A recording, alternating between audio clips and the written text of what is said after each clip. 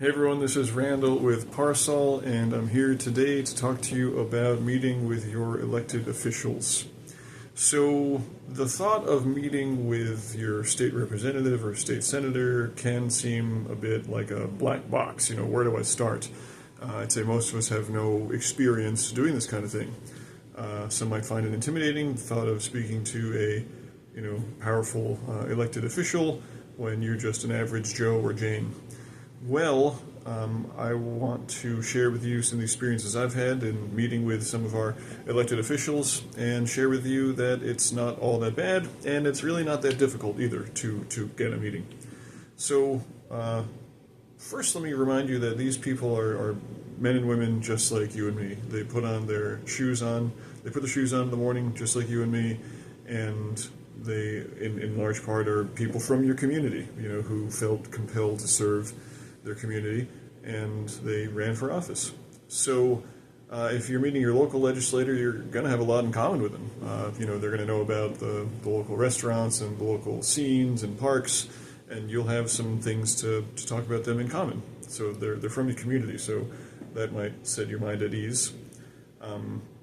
Further, the role of anyone who wants to have a meeting with an elected official is to share information. So there's a lot of information for our 203 representatives and our 50 state senators to collect and digest, right? And they can't do it all. There are a plethora of issues that demand the attention of state government, but there's only so many hours in a day and only so many interests that a particular person might have.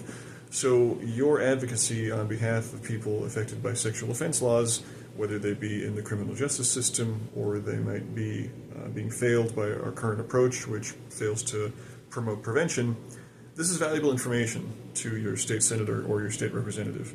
This is valuable information because they may not have heard the research that you may have found on our site or other sites. They may not be familiar with the challenges that come along with a lifetime of being listed on a public sex offense registry. They might not be familiar with some of the laws that go around these incidents that happen, and some of the shortcomings and some of the legal challenges.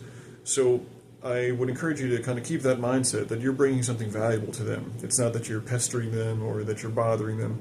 It's instead that you're doing them a favor. You're educating them and you're bringing them information that they might not have gotten elsewhere. You can communicate to them in one meeting what maybe took you some time to read in a whole journal article, or maybe a book that you would have read. You can synthesize this information and package it for them, so you're doing them a service. As far as meeting with somebody maybe who isn't from your district, maybe the neighboring district or somebody on this other side of the state, fear not there. Don't have any hesitation there. We are talking about state senators and state representatives.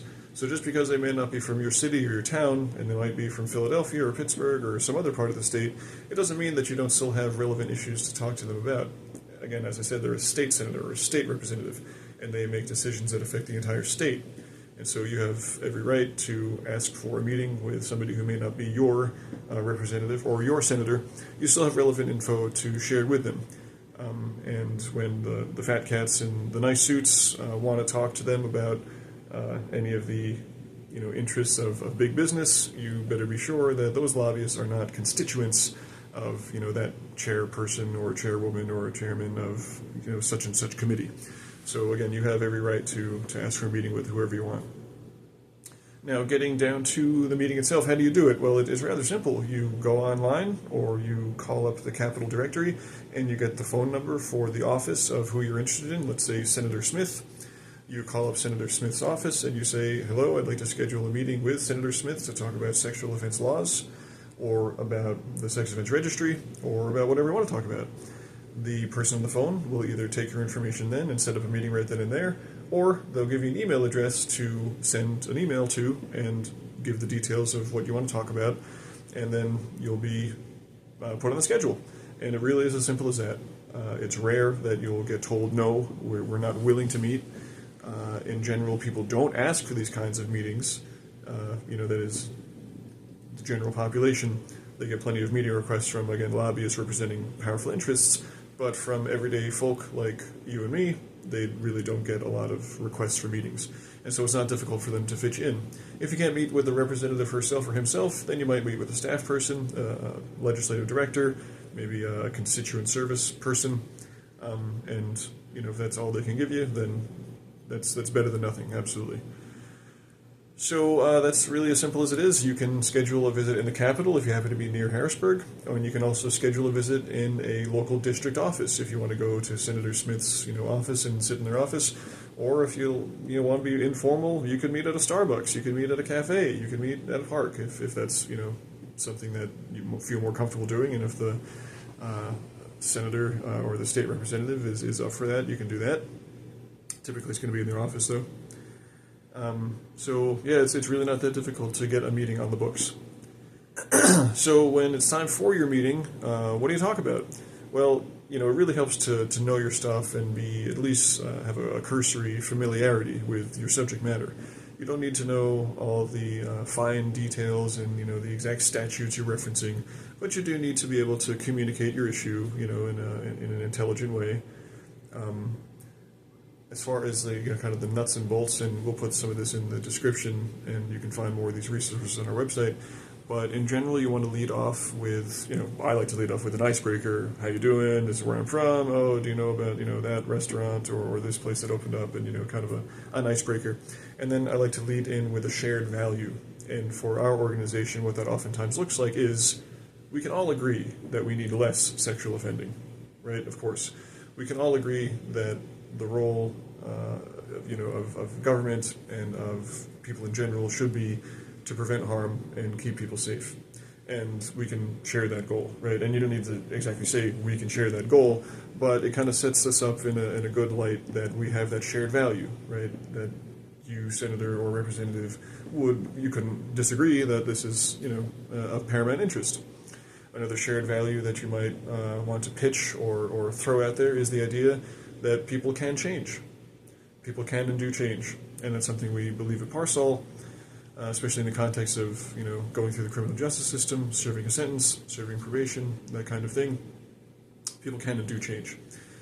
And then you can lead into the issue. And, when you start talking about the Sex Offender Registry, about how that kind of goes against some of the shared values. It presupposes that people don't change. It presupposes that for the rest of a person's life, they're always going to remain a high threat, and that they are, just a moment away from reoffending or from hurting somebody. And that is not the case with the vast majority of people listed on the Sex Offender Registry. You could talk about the registry again when it comes to that first shared value of promoting public safety. And you would then share some information about how the registry is not all it's cracked up to be as far as a critical public safety tool. Despite the use of registries over decades, the rate of sexual offenses has not gone down, and it also presupposes that people who are going to commit sexual crimes are unbeknown to people who might be victimized. That is to say that people who do commit crimes and take advantage of people, they oftentimes have relationships to the person they're victimizing. And so the Sex Offender Registry does not reflect this reality, and we're putting our eggs in one basket of we got to keep an eye on these people who have already gone through the system and everything's fine, right? But again, from the research of how these crimes happen and anecdotal evidence as well, we can probably all think of an example. It is more often, most of the time, somebody who has a relationship, who has built trust already with somebody that they're victimizing or going to victimize. So again, you start with that shared value, and you go on to kind of the nuts and bolts of what you want to talk about. And I think it's important to share a personal story as well. If you or your family member has been impacted by maybe a mandatory minimum law, or a lifetime on the registry, or again, sex offense policy that has failed to come through on its goal of prevention, I think a personal story is often helpful. You want to keep it, more or less brief, just to a few minutes, but to let this person that you're speaking to know that, real harm does happen from the laws that are currently on the books.